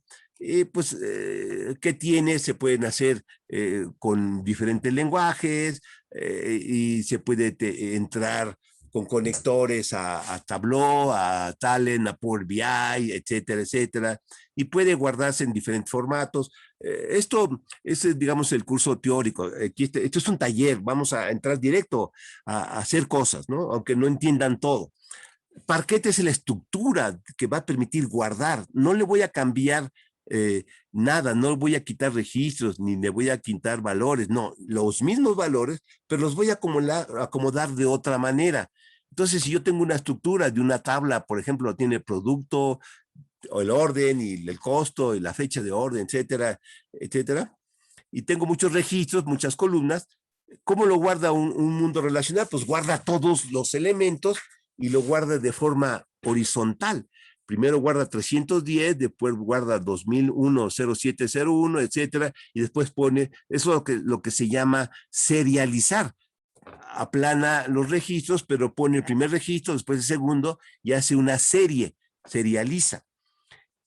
La diferencia, como lo hace Spark, es al revés. Spark lo hace pensando en el uso. Cuando yo hago un select from la tabla Chuchita, where select product ID, select product ID order date where Chuchita, estoy nada más haciendo uso de dos columnas. Y es lo que hace Spark con Parquet. Guarda de forma columnar, porque así es como lo uso. Cuando yo pido, oye, quiero hacer uno, ordénamelo, por ejemplo, por el costo, ordénamelo por la fecha. Entonces, solamente para hacer el query necesito la columna fecha, o porque le puedo decir, dame los registros que tengan un préstamo superior a 50 millones. Pues nada más necesito la columna de monto del préstamo. No necesito todas las 80 o 200 columnas que tienen los códigos que he visto. En muchos lugares, por ejemplo, el DNUE tiene 220, o el censo tiene 200 y tantas columnas. Cuando yo quiero hacer un código para el censo y quiero hacer un query sobre solamente, por ejemplo, el censo tiene las coordenadas geoespaciales, y yo tengo un predio y tengo las coordenadas geoespaciales, un punto del predio, quiero hacer un query geoespacial. Pues nada más necesito las columnas latitud y longitud, no necesito las otras 228, pongamos que tenga 230 variables el centro, no necesito las 230 variables para seleccionar los predios que están a 5 kilómetros del punto que yo estoy necesitando. Pues eso es Parquet. Entonces lo guarda de forma columnar, y de esa forma voy a hacer muchísimo más rápido los queries primero. Pero cuando yo lo guardo de forma columnar, La columna tiene el mismo tipo, todos son parecidos. Y si yo comprimo la columna, cuando yo comprimo un conjunto de datos y los datos son homogéneos, el zip es muy pequeño. Si los datos son muy heterogéneos, el zip es muy grande. Entonces, si yo hago la columna y además de segmentar la base, la tabla completa, la segmento por columnas y además la comprimo, el Parquet es chico y además muy rápido. Esas son las grandes ventajas de Parquet, etcétera, etcétera. Ahorita lo vamos a hacer. Y la otra, que es Koalas, como ya estaba diciendo, ¿qué es Koalas? Koalas es pandas en Spark. Siguiente, ya. Entonces vamos ya a trabajar el archivo. Tiene igual las bibliotecas, para arrancar y tiene la más importante que es esta, que es Databricks Koalas, que es la biblioteca Koalas. Acuérdense que este es un código Python. Entonces voy a importar la biblioteca Koalas para poder hacer, obviamente también importé la biblioteca Pandas acá arriba y todas las bibliotecas que siempre uso, pero ahora voy a poner la biblioteca Pandas, ya, Koalas, perdón. Después, ya que tengo la biblioteca Koalas, voy a arrancar y voy a empezar a preparar mi arquitectura para poder hacer una arquitectura de datos que voy a necesitar, además de lo que ya vimos, que era Anaconda, Conda, Jupyter, Pandas, Python, todo eso que es lo base para cualquier desarrollo, sea de Big Data, Spark, arquitectura o no. Ahora le voy a meter las herramientas que son de Spark, que es cómputo distribuido, como Koalas, la primera que ya puse acá arriba. Después tengo que meter Spark, y para poder meter Spark tengo que tener Java. Entonces, y la versión 8 es la más estable para este código, ya aunque ya hay versiones muy avanzadas de Java, con la 8 es la más recomendable. Entonces pregunto en mi ambiente qué versión de Java tengo, pues digo, tengo la 8, perfecto. ¿Qué versión de Jupyter tengo? Así, y vean ustedes, no he salido de mi ambiente web. ¿Qué versión de Python tengo? La 3.8. ¿Qué versión de Spark tengo? La 3.01, etcétera. Diferentes formas de pedir la versión de Spark.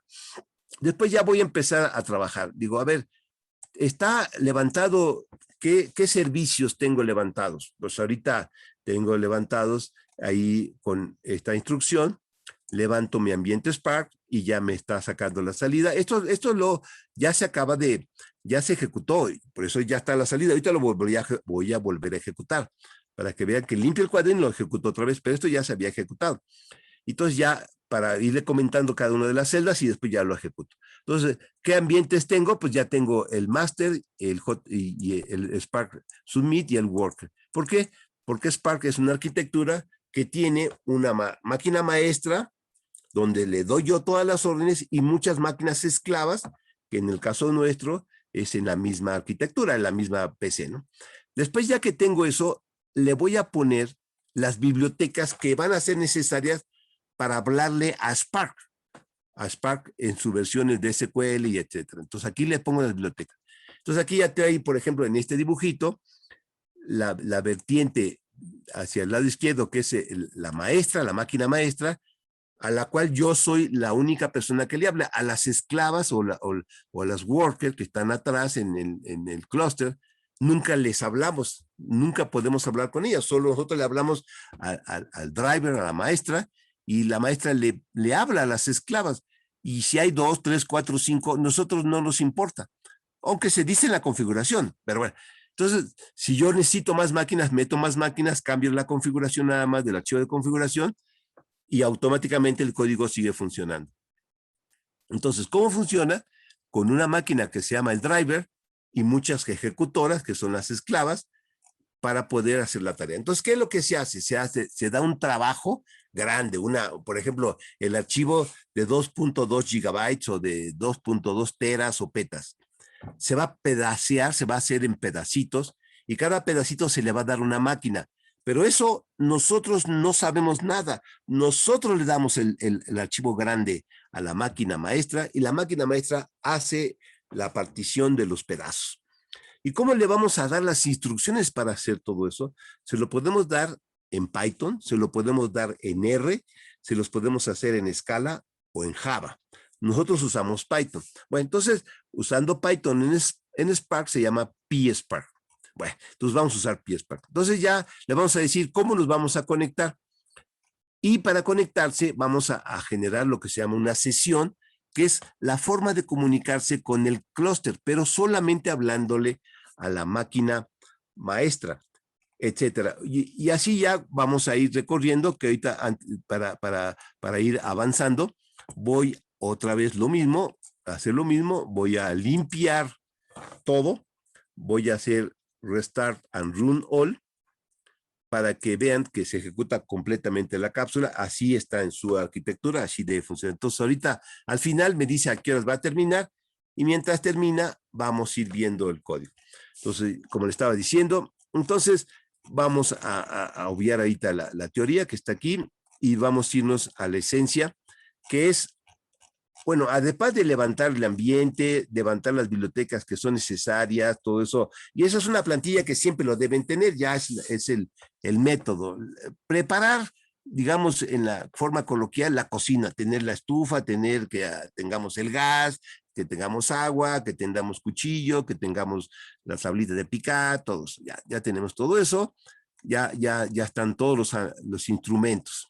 Entonces, la primera cosa que vamos a hacer, ya es aquí empieza, que todavía no lo hace, apenas lo va a hacer ahorita, es agarrar y levantar una sesión Spark. Una sesión es la forma como yo me voy a comunicar con el ambiente Spark desde mi navegador Jupyter. Le estoy diciendo que la arquitectura Spark está en esta máquina, en la SAXA host 7077, porque esto se conecta por puertos. Ahorita yo estoy en una máquina PC, la arquitectura Jupyter está trabajando en la PC, pero la arquitectura Spark podía estar en otro lado. Aquí está en la misma máquina. Bueno, entonces ya se conectó. Al haberse conectado, yo ya tengo lo que se llama una forma de comunicar, una ASA, un handle. A partir de ahí, que yo ya tengo esta comunicación, yo tengo una variable que se llama Spark. Esa variable Spark me va a permitir darle instrucciones al ambiente Spark. Bueno, entonces lo primero que vamos a hacer es leer un archivo, pero lo vamos a leer, y aquí está cómo se llama el archivo, de nube nacional, etcétera, el que les mostré ahorita. Aquí está dónde se encuentra el archivo, en fuentes, información, que se los acabo de enseñar, y aquí le estoy tomando con las instrucciones Linux de Python, el tamaño que yo lo había tomado ya por fuera. Aquí está, dividiendo entre 2024, pues me va a dar ahí la última, pues 2024 me da 2.116 gigabytes. Ya. Y eso lo hago con puro Python, sin necesidad de entrar al sistema operativo. Bueno, entonces ya teniendo esto, lo que vamos a hacer ahorita es, acuérdense de lo que hicimos con Pandas. Agarramos un CSV con Pandas, con una instrucción que se llama read CSV, generó una estructura interna de Pandas con Python que se llama DataFrame. Un DataFrame es una tabla como el mundo relacional. Tiene las columnas, que son los metadatos, y los renglones, que son los registros.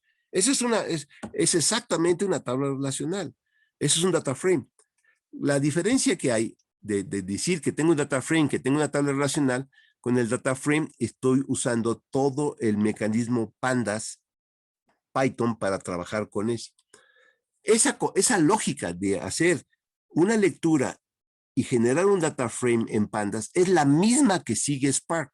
Leo un archivo, se lo doy a la máquina maestra hace un conjunto de pedacitos, pero yo lógicamente voy a tener un DataFrame, igualito que estuviera yo en Pandas, en una sola máquina, pero lo tengo en muchas máquinas. Y yo no sé qué está haciendo Spark, pero yo lógicamente trabajo como si fuera un DataFrame Pandas.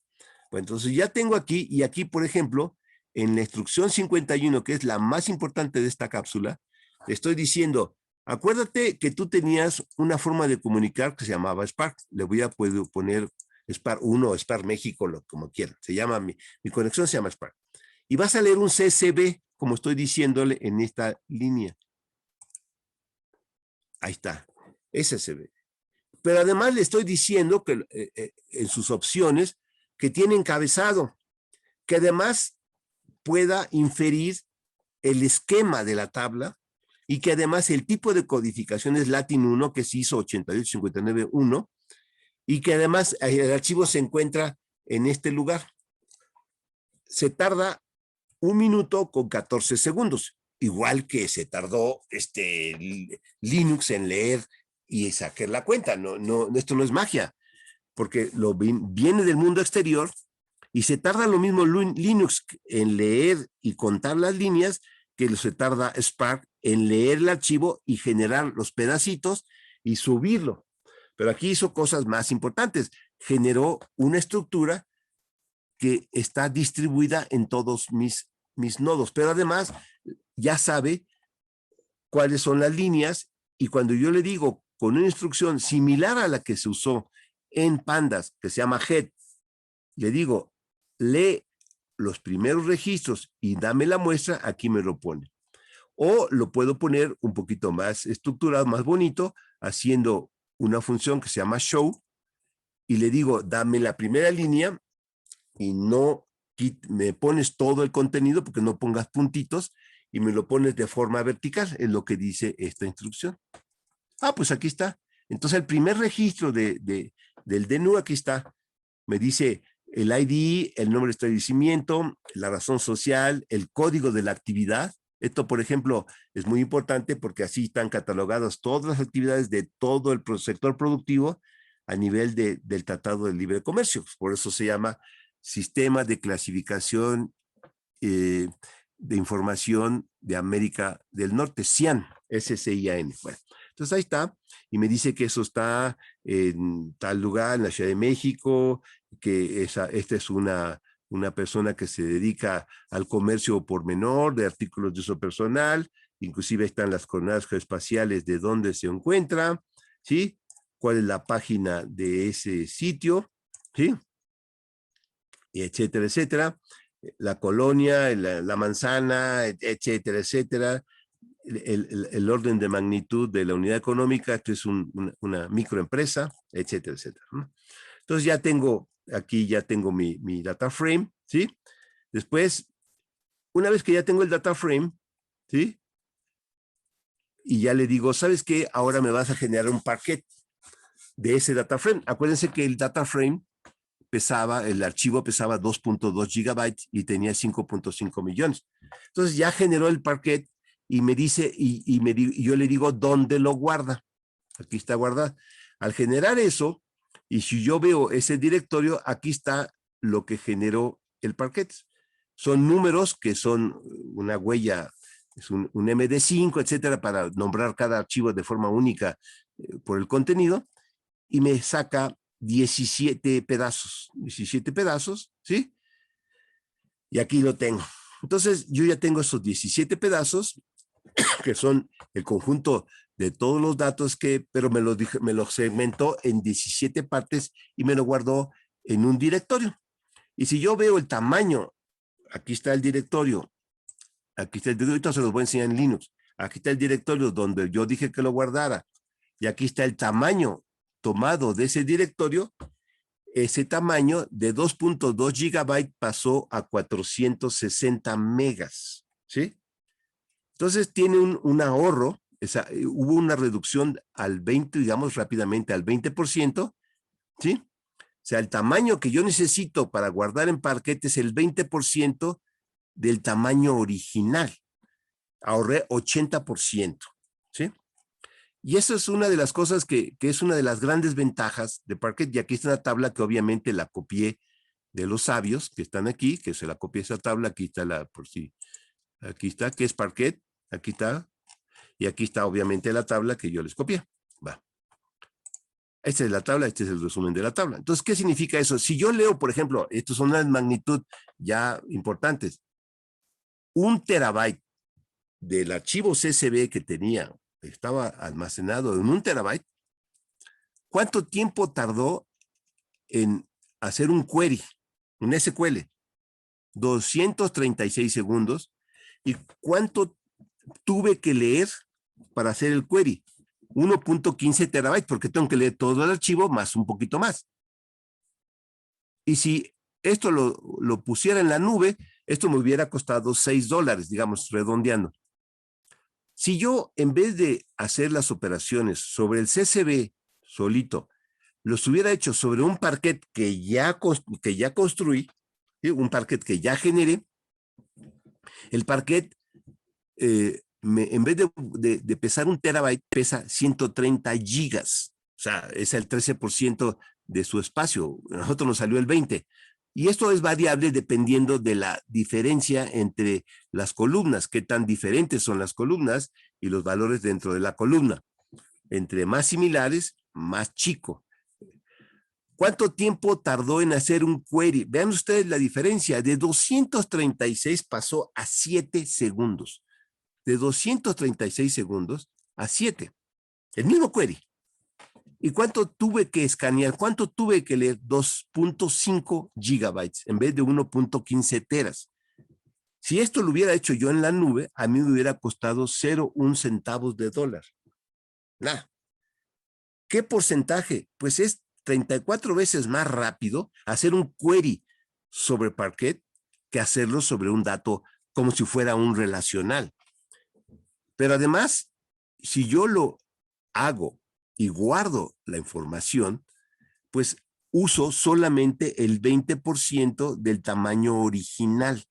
Eso es para volumen, pero para desempeño es esto. Entonces, esta es una de las cosas muy importantes.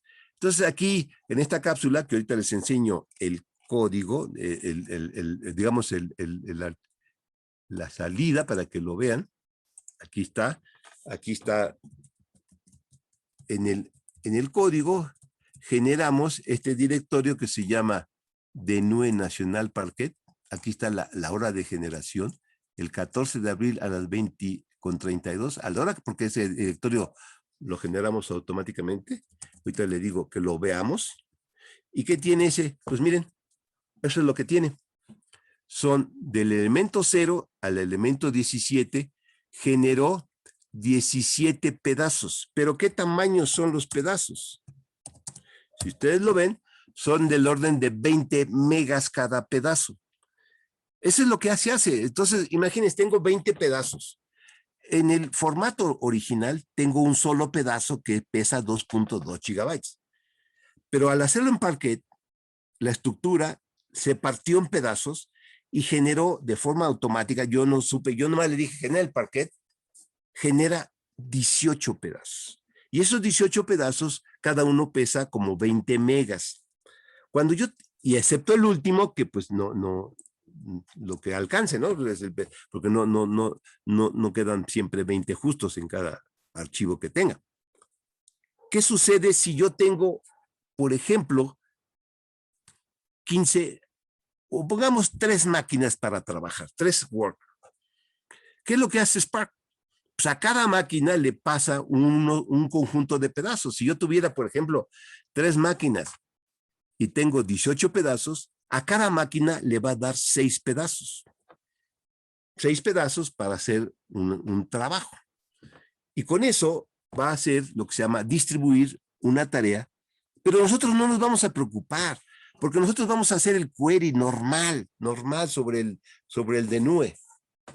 Spark va a interpretar el query, va a segmentar el query en actividades más pequeñas, de tal manera que esas actividades pequeñas se las va a dar a los trabajadores, que son los workers, y dándole a cada worker el pedazo de información que puede trabajar. Es una maravilla eso. Nosotros no nos preocupamos de cómo segmenta el volumen del trabajo, o sea, la materia prima, y cómo segmenta las actividades que están expresadas en el SQL. Entonces, esta cápsula es cómo cuando yo recibo algo, genero un Parquet. Y esa es la lógica que yo trato de transmitir a todas las personas y instituciones que nos abren sus puertas, para que digan, ayúdame a hacer analítica, ayúdame a hacer aplicaciones de ciencia de datos, que me diga qué va a pasar mañana o que haga lo que quieran, que es ciencia de datos, es lo que más se vende ahorita, el misterio de que voy a saber qué va a pasar dentro de un par de horas o al instante.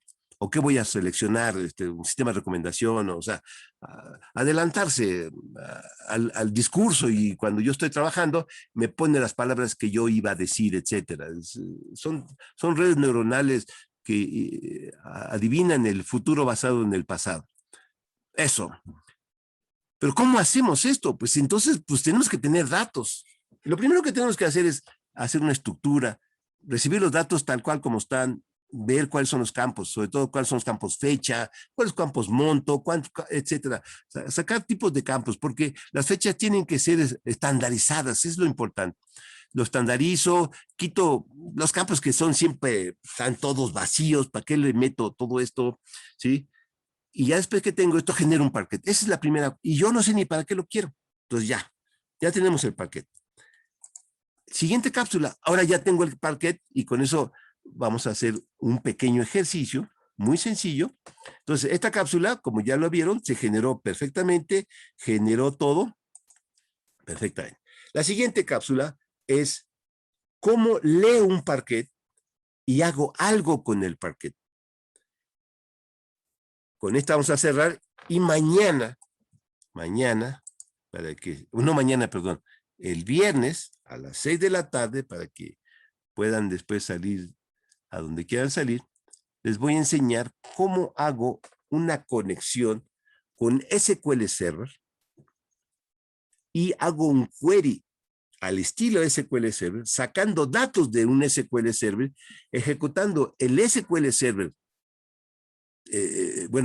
Nada más para hacer el query, saco los datos del SQL, los traigo a un ambiente Spark. En el ambiente Spark le pongo el query que se hubiese ejecutado en el SQL Server, pero se va a ejecutar en Spark. El mismo query. El resultado que sale de haber ejecutado el SQL query, el query SQL en Spark, lo puedo regresar a SQL Server. Entonces, ¿para qué me va a servir SQL Server? Solo para guardar, porque ahí no voy a ejecutar los query. Los query complejos los voy a ejecutar en Spark. Ejecuto los queries complejos, le regreso la salida al SQL Server. Entonces, SQL Server me sirve como un depósito, pero no voy a hacer los query. ¿Por qué? Pues porque yo después puedo agarrar un mapa shape, hago las acciones y transformaciones requeridas para usarlo en Spark, hago un query y se lo viento a SQL Server. No necesito una base de datos geoespacial, no necesito Postgres, no necesito nada, porque todos los queries los hace Spark. Todo lo hace Spark y lo guarda donde ustedes quieran. Entonces, eso lo vamos a hacer con SQL Server. Y lo vamos a hacer también con otra herramienta que es para guardar, se llama MongoDB. ¿Por qué tan importante MongoDB? Porque MongoDB guarda en formato nativo JSON. Y si yo tengo un mapa shape y yo les digo que lo primero que hago es lo convierto a GeoJSON, que es un JSON, y para poder guardarlo de manera nativa, pues mejor lo guardo en Mongo que lo guarde yo en SQL Server. Lo puedo guardar en SQL Server o lo puedo guardar en Postgres o lo puedo guardar en Oracle. Pero no voy a poder hacer tantos queries. Pero lo puedo hacer si quieren. Ahora, la otra forma es, pues, hacer, por ejemplo, una lectura de un XLS que hacen web service, muchas empresas para dar servicios, sacan una salida XML como el SAT, como otros grupos que dan servicios. Yo subo un XML, pero tengo 1000 XMLs y después quiero hacer queries y quiero hacer analíticas sobre los XML. Pues es muy complicado. ¿Por qué no? Entonces agarro el XML, inmediatamente lo parseo y lo cambio a JSON, y teniendo en JSON lo puedo guardar y puedo sacar los pedazos y puedo segmentar los segmentos que están en el XML, porque en el XML, así como el JSON, se puede poner muchas diferentes estructuras dentro del mismo XML, pero eso no se puede hacer en el relacional. Entonces puedo segmentar los grupos y guardar tablas en el relacional de la lógica que está en el XML. Pero si lo quiero guardar de forma nativa en JSON, que es el XML, pero expresado en JSON, que es mucho más rápido para hacer acciones y transformaciones, porque JavaScript está en todos los dispositivos, y en cambio, enviar un XML a un dispositivo, pues no se puede interpretar.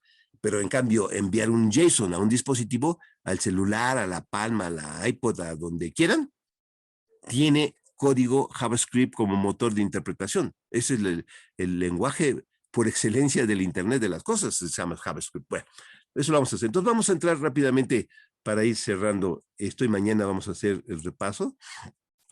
Aquí yo ya tengo el Parquet, ya el de nube Parquet ya está. Ahora, una de las cosas que no está en la comparación es el tiempo que se tarda en generar el Parquet. Bueno, no se tarda un poquito, se tarda igual que cualquier máquina leer un archivo de 2 gigas, porque lo tengo que leer de fuera. Pero una vez que genero el Parquet, que se tarda igual, el mismo orden de magnitud que leer un archivo grande en cualquier máquina, un archivo grande, CSV o lo que sea, con cualquier herramienta, pues por rápida que sea, pues viene en formato serializado, no viene estructurado, no viene comprimido, no viene nada, pues se tarda igual. Pero una vez que yo genere el Parquet, que genera una vez en la vida cuando lo recibo, lo demás ya es inmediato, como lo vamos a ver ahorita. Entonces vamos a hacer una lectura. ¿Y de qué Parquet? Pues del Parquet del de nube, porque está bastante bien nutrido, tiene 5.5 millones de registros, tiene queries, podemos hacer queries sobre un conjunto de campos, que entidad federativa, que municipio, que etcétera, etcétera. Bueno, entonces igual, esta cápsula igual que todas las demás, pues es la misma estructura, tiene la teoría un poquito ahí, todo esto que ya lo vimos, es lo mismo, no hay problema. Lo único que va a ser diferente es en la línea donde ya pongo la lectura del Parquet. Entonces, igual, se tiene que levantar los servicios, levanto los servicios, pongo las bibliotecas que son necesarias para usar Spark. Después, en la siguiente línea, hago la conexión, en esta línea, en la 28, hago la conexión al servidor Spark. Ya estoy conectado a Spark. Ya estoy conectado a Spark. Ahora le voy a decir, ¿sabes qué? Vas a ir a leer el de nube, pero en formato Parquet, ¿sí? Y vas a procesar cosas. Y ya aquí está. Entonces, en la línea 40, ya es la línea importante, vas a ir a leer el Parquet donde yo te dije que está. Ya aquí está el directorio, ahí está. Vas a leer un Parquet y me vas a generar el data frame. Entonces, voy a generar un data frame Spark con la lectura del Parquet y aquí está. Y vean cuánto se tarda. Aquí está la medida de cuánto se tardó en leer el Parquet. 6 segundos. Ahorita lo voy a ejecutar. Este ya está, ahorita lo vuelvo a ejecutar. 6 segundos se tardó en leer el Parquet que estaba guardado en Linux. ¿Cuánto tiempo se tardó el sistema de leer el archivo de nube y generar el Parquet? Se tardó más de un minuto, se tardó mucho. Igual el archivo que se leyó para poder hacer la cuenta de los registros en Linux se tardó como un minuto. Pues aquí yo voy a leer los datos, se tarda 6 segundos. 6 segundos. Entonces, si yo tengo un archivo que tiene unos datos y los tengo guardados en Linux y está en formato Parquet y quiero hacer un query, el query se tarda 7 segundos en responder por el tamaño que sea su archivo de datos. Ya, entonces aquí está, igual, la misma que como hicimos, leí un archivo, veo el primer registro, etcétera, y ahora ya viene lo interesante. Yo voy a hacer una tabla simbólica, como si fuera una tabla del mundo relacional. Le llamo tabla de nube. Aquí está la instrucción. Vas a generar una tabla simbólica del data frame que te acabo de dar, que está ahí. Tú le vas a llamar, en los SQL le vas a llamar tabla de nube. Ya. Entonces vamos a hacer un SQL. Miren, aquí está tan fácil como esto. Aquí está el query. Le voy a poner entre comillas dentro del código el SQL, tal cual, SQL, ANSI, lo que ustedes saben. Y le voy a poner, como acuérdense que yo le dije que la tabla simbólica se llamaba tabla de nube. Es la que yo definí acá arriba como tabla simbólica a partir del data frame en la línea 45. O sea, la lógica es una tabla compleja de mundo relacional, la parquetizo, le hago Parquet, hago el parquet de la tabla, la guardo en sistema de archivos Linux o en Hadoop. La diferencia es que si la guardo en Hadoop, como ya está en pedacitos y Hadoop necesita hacer los pedacitos, se guarda de forma inmediata, igual para leer se lee muy rápido, pero el parquet guardado en Hadoop o en Linux unos milisegundos más, unos milisegundos menos. Bueno, entonces, vean ustedes la instrucción. Aquí tengo los metadatos. Los metadatos son código, el ID, tipo de vía, edificio, etcétera, etcétera. Pues aquí está, y voy a seleccionar el ID, la clave de entidad, el código postal, no sé qué, del DNUE, donde la entidad es igual a 9, el Distrito Federal.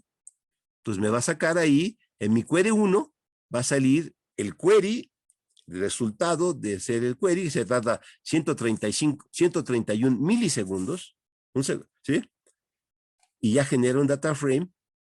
Y ahora, para que vean la belleza, tengo un data frame parquet, del parquet en Spark, y ahora voy a convertir ese data frame, que es Spark, a un data frame Qualys. Y al hacer eso, voy a tener todas las instrucciones que tiene Pandas, es decir, shape, cuántos registros y cuántas columnas, un print esquema, me dice el esquema de mi resultado, que acuérdense que era un conjunto de datos del data frame, no eran todos. El esquema, dame las primeras líneas y ya me los da muy bien formateadas, pero la belleza que hay es que ya puedo graficar.